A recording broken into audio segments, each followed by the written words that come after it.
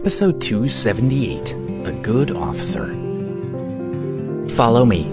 We're going to the hospital to arrest Chris and Julian," Chelsea called as she passed a few police officers. When Chris had called the police, he had said that he was with Julian at the hospital.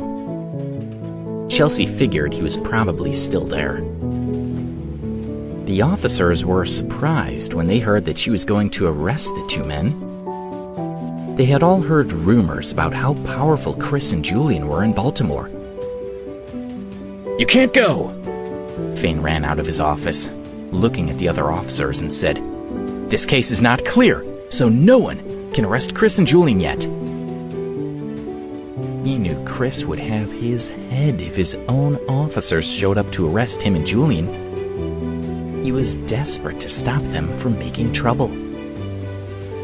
Chelsea glanced over at the other officers. When she met their eyes, they all lowered their heads. She knew that they didn't have the courage to go with her. She would go alone. She wasn't the kind of person to let other people's opinions affect her own actions. She turned toward the door. "Officer Wood, wait for me. I'll go with you." It was the young police officer who had choked and vomited from the bloody smell at Saul's girlfriend's residence. "Layla Napier!" Finn called out. "Captain, I heard what Saul said. Chris and Julian have paid to have people killed. They should be arrested," Layla said a little timidly to Finn, and then ran after Chelsea to go to the hospital. Finn was very angry with Chelsea. If he hadn't been in the police station, he would have thrown things and shouted to vent his anger. He went back to his office and slammed the door. He walked back and forth a couple of times. He had to report this to Chris immediately, but he feared that Chris would want to kill him as soon as he told him. The police station was only a 20-minute drive from the hospital. "If you don't call him now, she'll arrive at the hospital before he can prepare. Just call him," he thought as he made up his mind. He picked up the phone and dialed Chris's number. At Union Medical College Hospital, Julian had been furious when he had heard that Alex had been released by the police. But he didn't dare to complain out loud. Chris was sitting quietly near him, and he didn't want to upset him. Julian's parents sat by the bed and quietly comforted their son. They said that they would get revenge on Alex for him. Chris's phone rang. He was puzzled when he saw that the call was from Finn. Did Finn take Alex to the police station again? He thought. Chris answered and asked, "What happened?"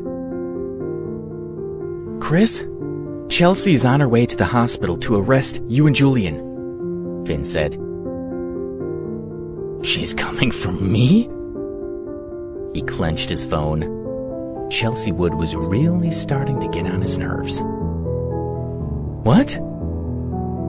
Who's coming?" Julian also heard the voice. He said angrily, "What now? I was crippled by Saul and that security guard, and now they're coming back for more? What's their reason?" Finn said, "Chelsea said that you and Julian hired Saul to kill the two security guards. After he failed, you sent men to pursue him. He also said that in the past 3 years, he helped you kill several people. He has enough evidence to prove that what he said is true." "Well, so what if it was me? As a member of the Wood family, she doesn't seem to be taking me seriously as a Stedman. I'd like to see what she thinks she can do to me," Chris said coldly. He hung up and slammed his phone down onto the table so hard that the screen shattered. "Who does she think she is, trying to mess with us? If she dares to touch me, I'll slap her," Julian said. "When she comes, I'll see how good she is," Chris said with a slight sneer. He shouted, "Nurse!" A nurse pushed the door open. He demanded, "Pour me a cup of coffee." A few minutes later, Chelsea and Layla arrived at the hospital. They learned which room was Julian's from the doctors and walked in that direction. When they arrived, Chelsea pushed the door open. Chris was sitting in a chair leisurely sipping coffee and didn't raise his head to look at her. "What are you doing here?" Julian angrily looked at Chelsea and said, "Is it to see if I'm really injured? Well, I am. Leave my room now." "Hello, I'm Chelsea Wood.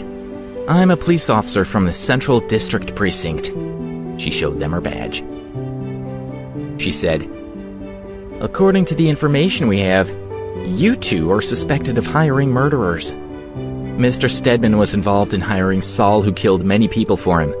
Mr. Devant, I see that you are seriously injured. The police will allow you to receive treatment in the hospital first. But Mr. Stedman needs to go back to the police station with us for further questioning." "What do you think you're doing? What are these accusations? Get out of here. You can't move my nephew." Julian's mother tried to stop Chelsea. "Sorry," Chelsea said. She gently pushed Julian's mother out of her way and walked toward Chris. "Mr. Stedman." Although she was angry, she tried to speak courteously to him. She grabbed his hand and prepared to handcuff him. "Officer Wood." He looked at her and said, "I think you know who I am. If I'm seen in a police station, do you know how much impact this will have on my reputation of my family? Are you not afraid of destroying the peaceful relationship between our families?" "We have reliable information. As a police officer, I can't turn a blind eye to it," she insisted. "Saul? Hasn't it occurred to you that he might be trying to shift blame over to me to protect himself?" he asked in a sharp voice. She said, "According to the current evidence, we need to arrest you. There's no room for discussion. When Saul comes back to the police station, he will give the rest of his statement. We will investigate and let you go if you're innocent. But if we find evidence that you've done anything illegal, then it'll be a different story." She clicked the handcuffs onto his wrist. "Well, just remember that if I'm wronged, I'll make you pay for it," Chris said coldly, staring at her. She didn't pay any attention to his threat. "Stand up and come back to the police station with me." She pulled him up, looked back at Julian and said, "We'll send police officers to the hospital tomorrow to take turns taking care of you until your injury improves. Once you're able to go, they'll take you to the station. Let's go." Chelsea and Layla pulled Chris out of the room.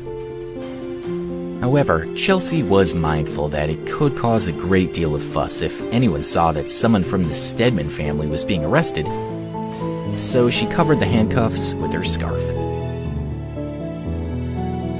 The next morning, Alex got up, went for a run, and walked to the cafeteria for breakfast. In the morning at Johns Hopkins University, many diligent students got up early for breakfast, and then they trotted off to the library or study room. Although they were at a good university and already in a good position in society, they knew they still needed to work hard to succeed. Alex arrived at the gate of Debbie's family home and waited. At 20 after 7 in the morning, Debbie came out of the house. She carried a small backpack. When she spotted him, she ran over to him with a giggle. "You look tired. What time did you go to bed last night?" she asked with concern as she looked at his dark eyes.